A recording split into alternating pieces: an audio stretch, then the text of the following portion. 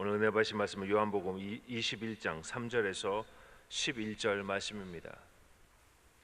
요한복음 21장 3절에서 11절 말씀입니다. 우리 다 같이 봉독하시겠습니다. 시몬 베드로가 나는 물고기 잡으러 가노라 하니 그들이 우리도 함께 가겠다 하고 나가서 배에 올랐으나 그날 밤에 아무것도 잡지 못하였더니 날이 새어갈 때 예수께서 바닷가에 서셨으나 제자들이 예수인 줄 알지 못하는지라. 예수께서 이르시되 애들아 너희에게 고기가 있느냐 대답하되 없나이다. 이르시되 그물을 배 오른편에 던지라 그리하면 잡으리라 하시니 이에 던졌더니 물고기가 많아 그물을 들 수 없더라. 예수께서 사랑하시는 그 제자가 베드로에게 이르되 주님이시라 하니 시몬 베드로가 벗고 있다가 주님이라 하는 말을 듣고 겉옷을 두른 후에 바다로 뛰어내리더라. 다른 제자들은 육지에서 거리가 불과 한 50칸쯤 되므로 작은 배를 타고 물고기 든 그물을 끌고 와서 육지에 올라보니 숯불이 있는데 그 위에 생선이 놓였고 떡도 있더라. 예수께서 이르시되 지금 잡은 생선을 좀 가져오라 하시니 시몬 베드로가 올라가서 그물을 육지에 끌어올리니 가득히 찬 물고기가 153마리라. 이같이 많으나 그물이 찢어지지 아니하였더라. 아멘.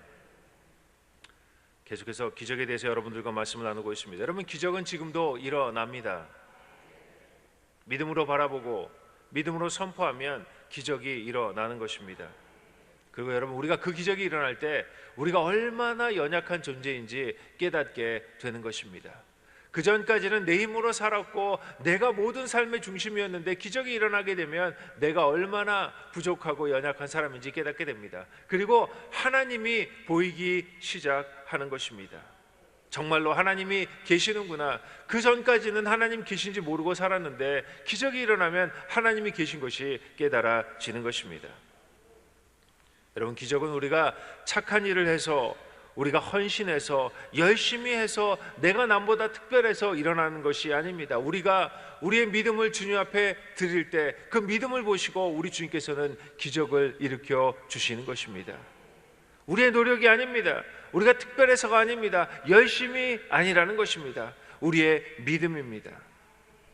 그리고 여러분, 기적을 통해서 우리는 주님의 메시지를, 주님의 뜻을 깨달아야 하는 것입니다.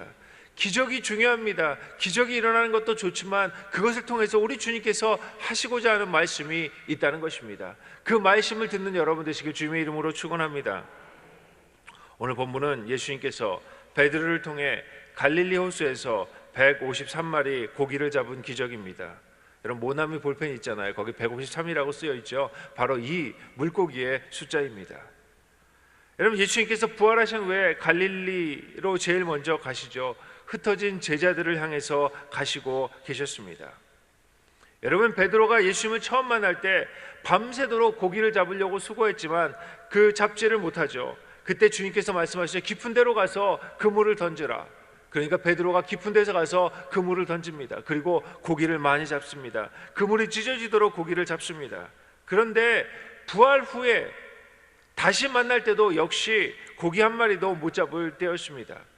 여러분, 제자들이 예수님이 부활할 것이라고 생각하지 못했습니다. 그렇게 말씀을 듣고 그렇게 가르침을 주셨는데도 제자들은 믿지 못했다는 것입니다. 그래서 주님이 오셨는데도 주님을 알아볼 수가 없었습니다.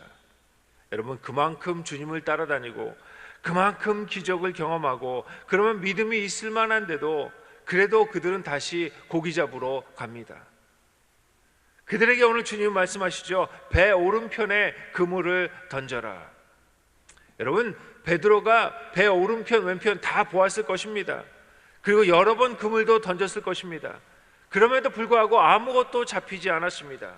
그런데 예수님의 말씀에 의지해서 그가 그물을 던집니다. 그랬더니 어떤 일이 생기죠? 기적이 일어나는 것입니다.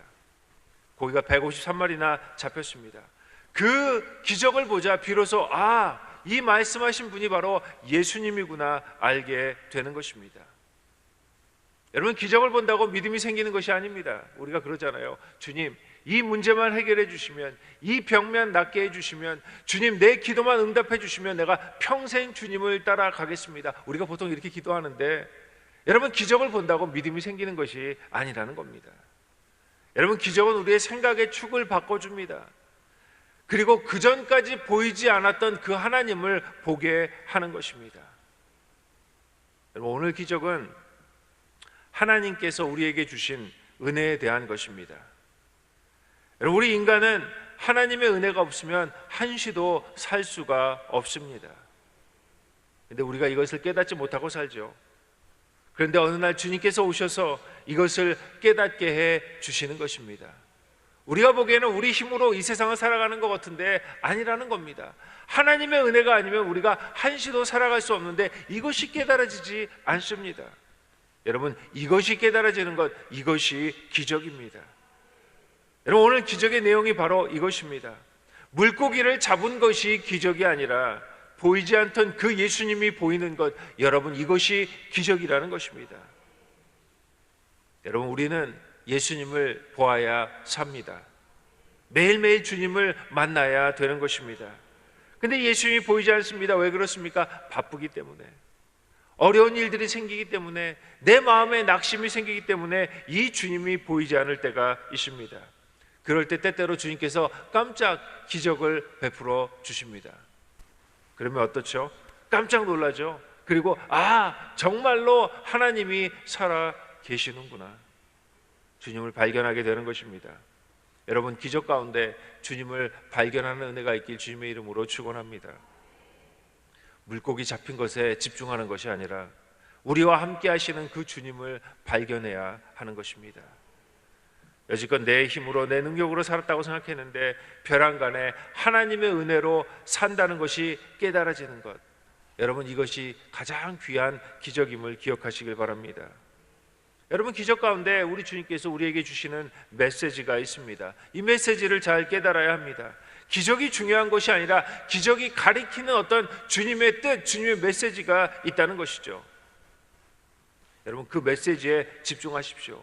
여러분 우리 인생의 가장 큰 기적이 무엇입니까? 주님이 무슨 은혜인지 우리를 선택해 주셨다는 것입니다. 내가 받을 자격이 아무것도 없는데 우리 주님께서 그저 우리를 택하여 주셨습니다. 뿐만 아니라 우리를 자녀 삼아 주셨고 천국의 소망을 가지고 이 땅을 살 수 있는 하나님의 백성으로 우리를 불러 주신 것입니다. 여러분 이것이 은혜입니다. 큰 은혜입니다. 그렇기 때문에 저와 여러분은 행복한 사람입니다. 여러분 세상 사람들은 이해 못하는 행복이 저와 여러분에게는 있습니다. 주님을 만난 행복이 있습니다. 좋은 곳에 살게 하신 하나님의 은혜가 있습니다. 좋은 교회에 오게 하신 하나님의 은혜가 있다는 것입니다. 여러분 잘 생각해 보면 은혜 투성입니다. 저와 여러분은 행복한 사람입니다. 아무리 어렵다 해도 하나님께서 우리에게 은혜를 내려 주신 것입니다. 여러분 평소 때는 이 은혜가 깨달아지지 않죠. 그래서 불평하고 원망하고 살다가 깜짝 기적을 경험하면 하나님의 은혜가 다시금 생각나게 되는 것입니다. 여러분 우리 안에 이 주님이 주시는 은혜가 기억날 때 더 이상 걱정, 근심, 두려움이 없어지게 되는 것입니다. 주님에 대한 믿음이 다시 생기기 시작합니다. 용기가 생기죠. 삶에 대한 기쁨이 생기는 것입니다. 여러분 우리 안에 이 은혜가 있는 한 우리는 절대로 넘어지지 않습니다. 시험을 넉넉히 이기게 되는 것입니다. 환경이 어려워도 넉넉히 이길 수 있게 되는 것입니다. 사람이 어렵게 해도 은혜가 있으면 넉넉히 이길 수 있게 되는 것입니다. 제가 아는 어느 집사님이 계시는데 이 집사님은 가끔 이렇게 배를 이렇게 만지세요. 무슨 일이 있을 때마다 이렇게 배를 만지시더라고요. 힘든 일이 있을 때마다 배를 만지세요. 그래서 물어보았어요. 아니 왜 배를 자꾸 만지십니까? 그랬더니 이 배를 이렇게 보여주시는데 여기 큰 수술 자국이 있으시더라고요. 처음에 이민을 가셨어요. 이분이 이민을 가셨는데 그 아이들도 어리고 직장도 없고 그럴 때 큰 수술을 받게 되었습니다. 그런데 돈이 하나도 없어요. 아는 사람도 없고. 그런데 이분이 우연히 미군 해군에서 잠시 일했던 경험이 있었습니다. 그 당시에는 불평하고 원망했는데 그 잠시 일한 그 경험 때문에 모든 치료비가 다 공짜예요. 공짜. 그 잠깐 일했었는데 그래가지고 그 해군에서 잘했다고 다 모든 그 치료비를 다 무료로 해 주었습니다. 뿐만 아니라 수술 후에 직장을 얻을 수 있었다고 합니다. 그래서 이 집사님은 어려운 일이 있거나 힘든 일이 있을 때 자기 배를 이렇게 만집니다. 그 상처 자국을 이렇게 만집니다. 이 모든 것이 하나님의 은혜다. 그러면서 이 집사님이 그렇게 이야기하더라고요. 목사님 저는 더불어 사는 인생입니다. 주님께 모든 것 드려도 아까울 것이 없습니다. 이 집사님은 흔들리지 않습니다.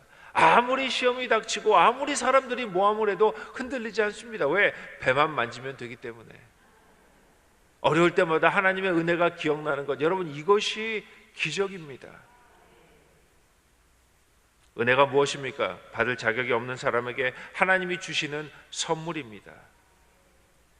오늘 본문을 통해서 은혜에 대해 나누길 원합니다. 첫 번째, 은혜는 선제적으로 주어지는 것입니다. 21절 1절에 그 후에 예수께서 디베랴 호수에서 또 제자들에게 자기를 나타내셨으니, 부활의 주님이 스스로 자기를 나타내신 것입니다.